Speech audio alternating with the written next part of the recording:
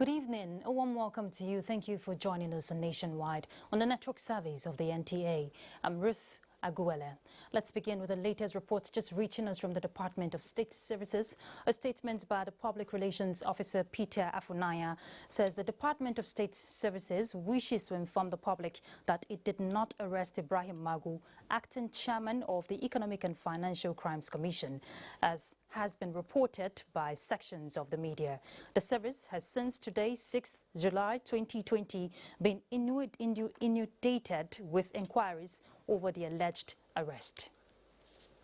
All right, let's go to legislative affairs. On the 11th of last month, the 9th National Assembly marked 1 year of its legislative calendar with the passage of 14 bills to its credit. Now, less than 1 month into the second year, the President of the Senate, Ahmed Lawan, has reiterated Senate commitment towards a much better relationship with the executive. Let's now hear from National Assembly correspondent Ignatius Nkwo. It was another moment of stock-taking and public enlightenment when the President of the Senate, Ahmed Lawan, led Senate's leadership to an interactive session with the Senate Press Corps. The Ninth Assembly, under the leadership of His Excellency, Dr. Ahmed Lawan, has a philosophy, and that is a National Assembly that works for all Nigerians. The interaction generated some questions. One of the correspondents questioned the cordial relationship between the National Assembly and the Executive in view of the recent disagreement with the Minister of State for Labour over the 774,000 public works program. And if we didn't like the program, we wouldn't have in the first place passed it. So it will be unfair to say that the Executive and us in the legislature are not on the same page because of an action by someone out or amongst the Executive. But I want the press to understand that what the National Assembly is insisting on is in the national and public interest. At inception, the Ninth Senate was clear on assisting the Executive expand revenue generation, and that still remains part of its agenda as it awaits the submission of the Petroleum Industry Bill for consideration. Because this is one piece of legislation that will turn the economic fortunes of Nigeria for the better. We are aware that the Executive has been working round the clock to ensure that the bill or bills are sent to the National Assembly in the next possibly 2 weeks. And if we receive them, it is our desire in the National Assembly that we start work on the bill or bills. While emphasizing the important role of the media in feedback mechanism, Senator Lawan observed that the legislature has been the stabilizing institution in Nigeria's democracy. From the National Assembly, Ignatius Nkwo, NTA News. Now we'll delve into the broadcasting industry. We hear that the federal government has approved debt forgiveness and license fee waiver for terrestrial broadcast stations in the country. Information and Culture Minister Lai Mohammed disclosed this at a media briefing in Abuja. We'll bring you the details in our subsequent bulletin. But let's look at security matters. The Nigerian military says the air task force of Operation Lafia Dole has destroyed the dwellings of Boko Haram terrorist leaders and neutralized some of their fighters in separate airstrikes conducted at Parisu and Bulabello in the Sambisa forest area of Borno State. A statement from the Defense Media Operations indicated that the air interdiction missions were executed on 3rd July 2020 under Operation Long Reach 2 after intelligence reports indicated a resurgence of terrorist activities in the two settlements. Consequently, the Air Task Force dispatched its fighter jets to attack the two locations, scoring accurate bomb and rocket strikes, resulting in the destruction of some of their structures, as well as the killing of several terrorists. The Defense Headquarters and Chief of the Air Staff, Air Marshal Sadiq Abubakar, commends the Air Task Force for their dedication. And a look at the aviation as the aviation sector gets set to resume domestic flights. Correspondent Mitari Ikben takes us through some of the new normal at the airports. This is from his experience during the test flight from Abuja to Lagos sometime last week with members of the Presidential Task Force on COVID-19 and some journalists. With the coronavirus pandemic still raging,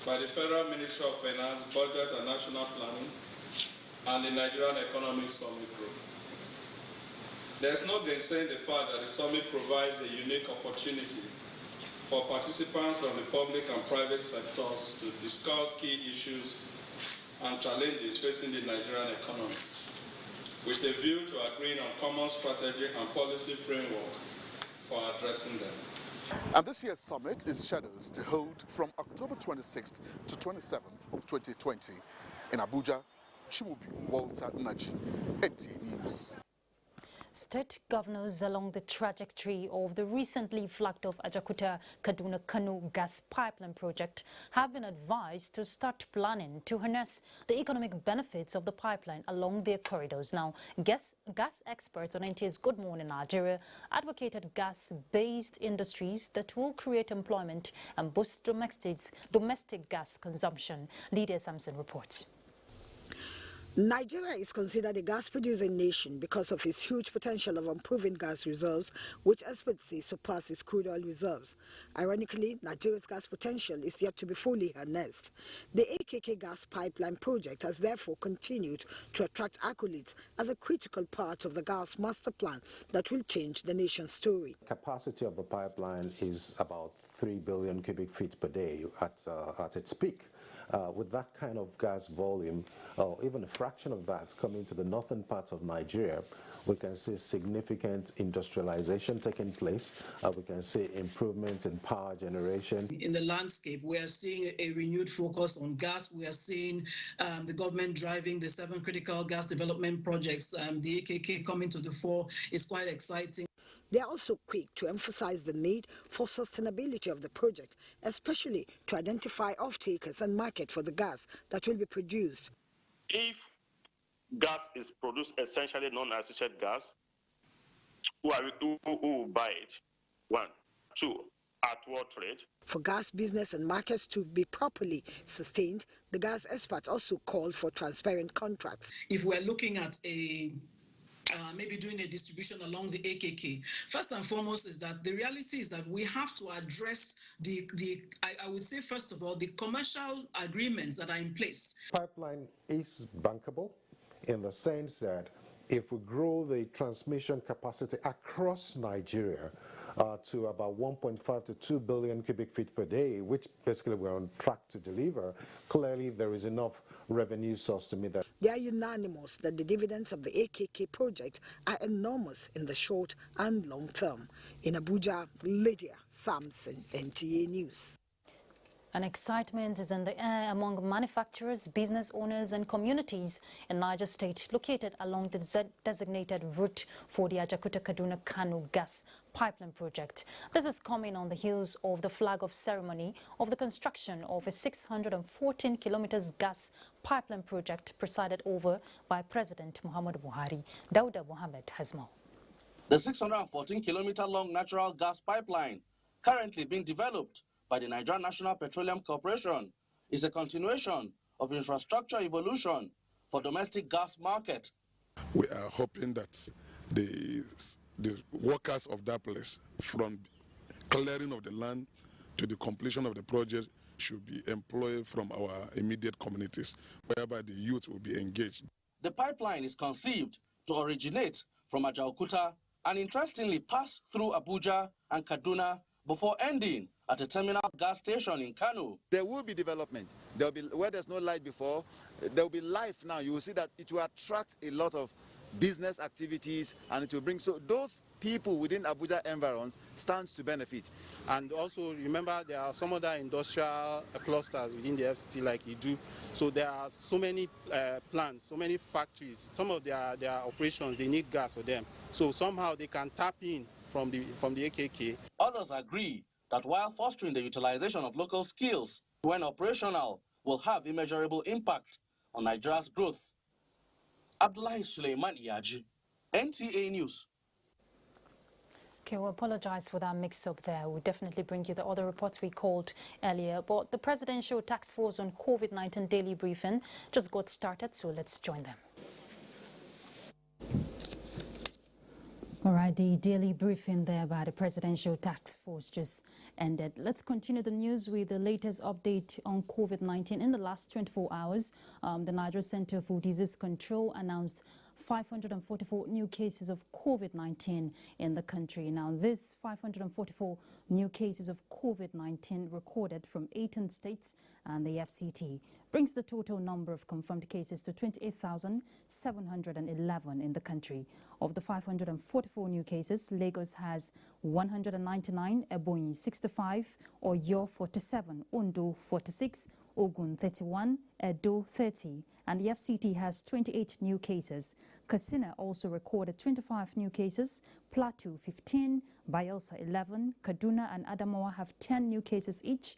Akwa Ibom has 8, Gombe 7, Kano 4, Taraba 3, with 2 each in Rivers and Abia states, while Ekiti recorded only 1 case. Lagos still leads the COVID-19 chart in Nigeria with a total of 11,244 cases, followed by the FCT with 2,181 cases, while Oyo comes third with 1,515 cases. There are now 11,665 recovered and discharged COVID-19 patients with 645 deaths on record. All right, Mitari, our correspondent is already standing by to give us a brief of what played out at the PTF briefing. Mitari. Okay, thank you very much.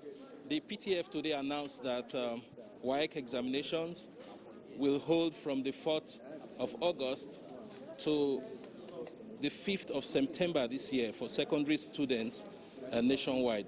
And the examinations will hold in more than 19,000 centers, which will be decontaminated nationwide, according to the Minister of Environment. Specifically, the Minister of State for Education encouraged all state governments to immediately schedule revision classes for affected students who will take the examinations in their respective states.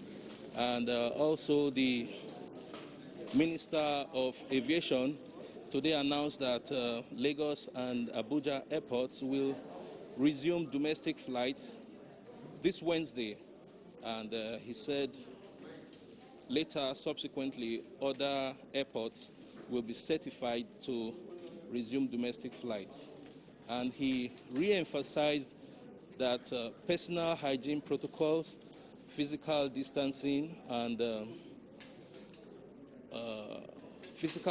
will characterize the resumption of domestic flights. And he particularly said that there's a presidential directive that there will be no sacred cow and no preferential treatment to be given to VIPs and government officials when flight operations will resume. He particularly said that eating will not be allowed in flights and no food will be served in flights, and said that every operator in the aviation industry will be made to abide by the laid down regulations. So those are some of the highlights that characterized the briefing of the Presidential Task Force today.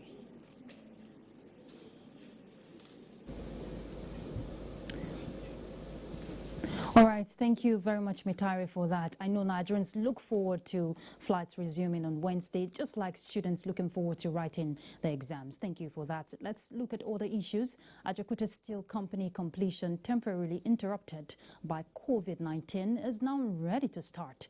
Minister of Mines and Steel Development, Olamilekun Adegbite, stated this in Abuja. Mia Ogidi reports on this and COVID-19 plans for the sector. Ajaokuta Steel Company has seen a lot in its over 40 years journey, regrettably still in incubation. But when the federal government shows commitment for its delivery through partnership with the government of Russia, COVID-19 struck. Just before the pandemic set in, we were to host the Russian experts who are coming in to do the technical audit of Ajaokuta and of course of Neomco in Itape. But of course, this is in abeyance until the pandemic or the lockdown, especially on air travel, international travel, is lifted. Everything that is required in Ajaokuta and Nyonko that's obtainable in Nigeria must be sourced from Nigeria. Ajaokuta Steel Company still invoking unimaginable sympathy, and the federal government is also willing to complete it. But that does not take away the attention given to other segments of the mining value chain by the federal government. 2.3 trillion naira post-COVID-19 intervention fund released by the federal government, and the Ministry of Mines and Steel Development gets 6 billion naira from it. We intend to spend this fund and some other funds that are available to us, helping to improve artisanal mining projects in Nigeria, people that are involved. Also, helping to deepen our explorative projects. We should be able to launch our new cadastral system, the EMC. Illegal miners arrested early this year are set for trial, the mines minister assured. Mie Ogede, NTA News. All right, let's head to Lagos now to join Adeola. She has more reports for us on Nationwide. Adeola. Thank you, Ruth. The Nigerian Army 9 Brigade has inaugurated a disinfection tunnel in its premises to control the spread of coronavirus in Lagos State. Chief of Army Staff Lieutenant General Tuko Borotai said the Army, while protecting the nation's integrity, will also uphold the safety of officers and men. Abolade Salami reports. As the federal government intensifies efforts at flattening the curve of coronavirus in the country, the Nigerian Army is throwing its weight behind the safety strategies of the government with the launch of a disinfection funnel at the premises of the brigade. The facility is part of the Army's commitment to ensure officers and men, including other personnel, do not contract the deadly virus. The Nigerian Army is also prioritizing the welfare of its personnel with the remodeling of officers' mess and aviation pilot accommodation.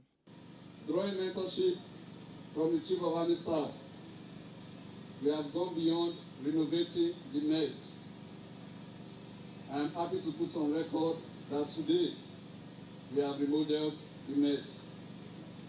The initiative of the Nigerian Army is not limited to its personnel, so as part of its activities to mark the 2020 Nigerian Army Day, officers and men of the 9th Brigade took their milk of kindness to Onigbohun, a community in Lagos. Oluwasegun Ajasa said the gesture is timely as many in the community are facing challenging times, no thanks to coronavirus. With the community of Onigbohun, we are happy.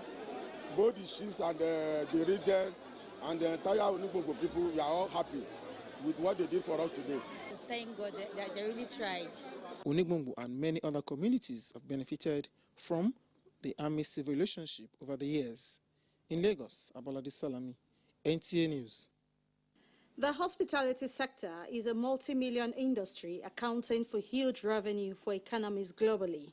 Now the ravaging COVID-19 has taken its toll on the sector, forcing operators to imbibe safety and sustainable strategies. The hospitality business provides travelers with essential services and options that gives them a home away from home experience, including leisure activities. This thriving business has been practically crippled since COVID-19 led to the closure of many hotels in the country. With the economy gradually reopening, how devastating has the pandemic been to this sector? Ibironke Abiola reveals the steps taken by the organization to weather the COVID-19 storm instead of downsizing. The first thing that hit us was a lockdown. Even those here had to go back to their countries. So we lost revenues, travel cancellations, hotel bookings cancelled and all of that. It's really been very challenging. Even those who in one way or the other are affiliated to the hospitality business in terms of training are also feeling the pinch of the pandemic. When we call our employees of labor, those who are in the hotel sector, they always call our attention to what is going on currently. That's no market, no job, you are not allowed to go to the hotel. In this new normal, preventive measures have been put in place by approved facilities and all staff fully kitted, an indication that with time, the hospitality business will bounce back fully. And after 6 months of living at the Gondo relief camp, 300 internally displaced persons of the Abuja pipeline explosion have received financial assistance from the Lagos state government to begin life afresh. Joy Ajaokuta reports that while at the camp, they acquired skills via various vocational training programs.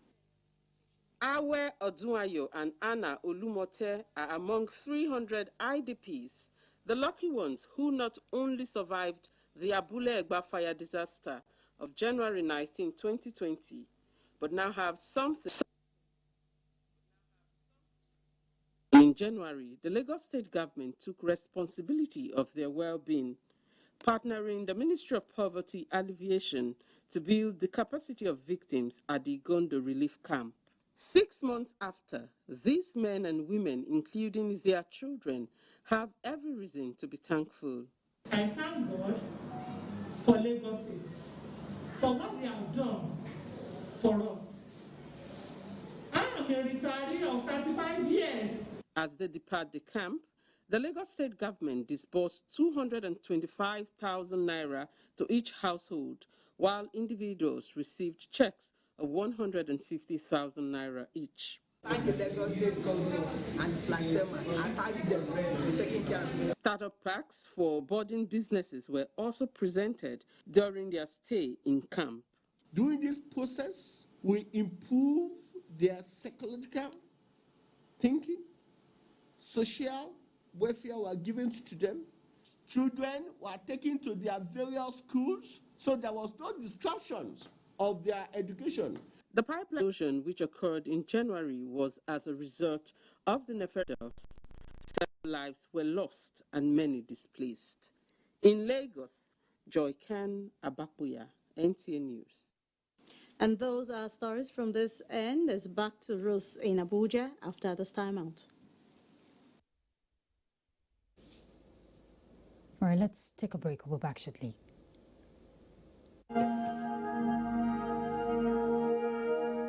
I wish to once again commend the frontline workers across the country who, on a daily basis, risk everything to ensure we win this fight.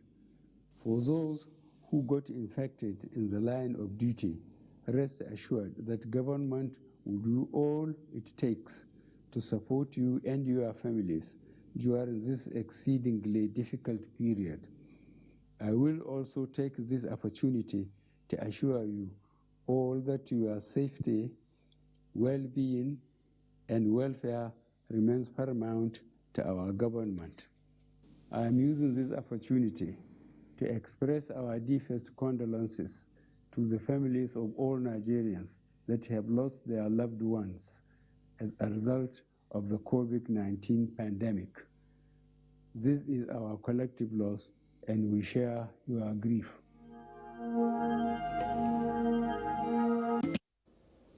All right, thanks for staying tuned. Let's now head to Sokoto to join Musa.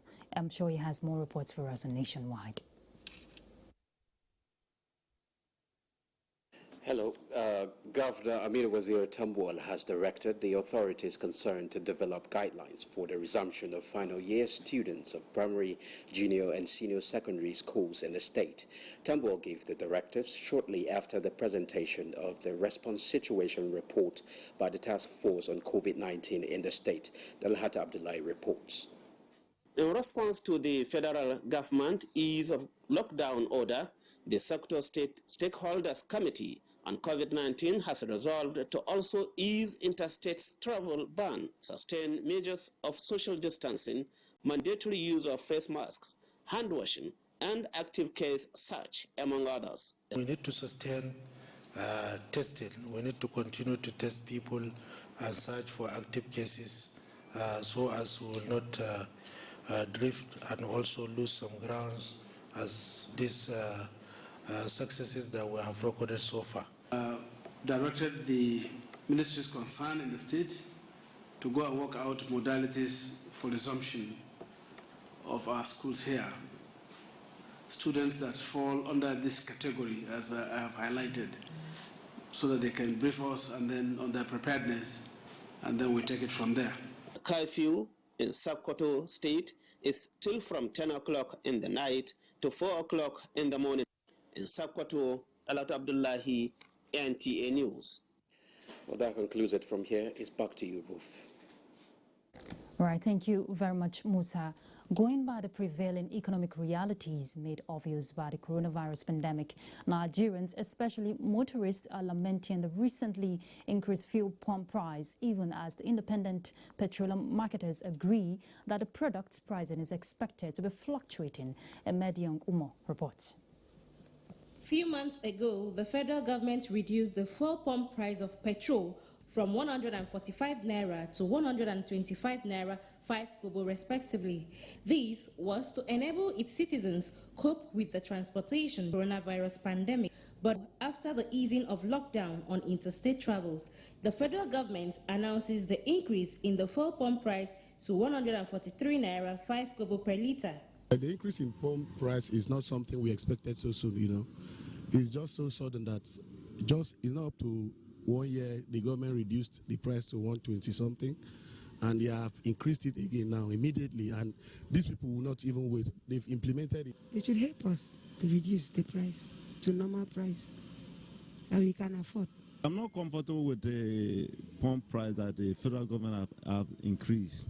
The state chairman, Ibman Coordinating Committee, Pastor Ubong Isong, said the pump price review is monthly and is based on the economic realities of the moment. The price was fixed monthly, so the increase in price is not caused by the marketers. It is the hope of the people that the federal government will reconsider its actions to ameliorate the sufferings of the people. In Uyo, Emediong Umo, NTA News. All right, Kaduna is next and Suleiman is standing by. Suleiman?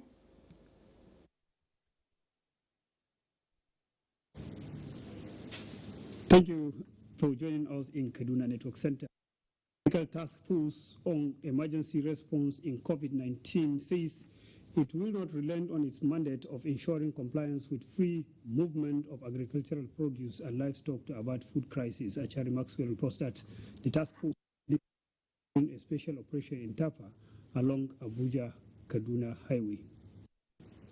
Technical Task Force team on emergency response to COVID-19 was constituted in the wake of the coronavirus pandemic by the federal government and that agricultural produce and livestock being conveyed to various parts of the country get to their destination to avert any possible food shortage as a result of the interstate travel ban, which was meant to contain the spread of the Commissioner of Police State Command, Musa Muri, heads the joint task force in the state, and he led the team to the ever-busy Tafa in Jere local government area, one of the melting pots, particularly vehicles.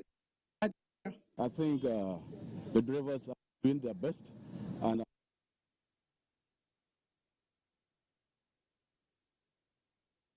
we apologize for the distorted clips there from that report in Kaduna. Let's look at sports. Stakeholders express opinion on how sports will thrive during and after COVID-19. Gift George has details.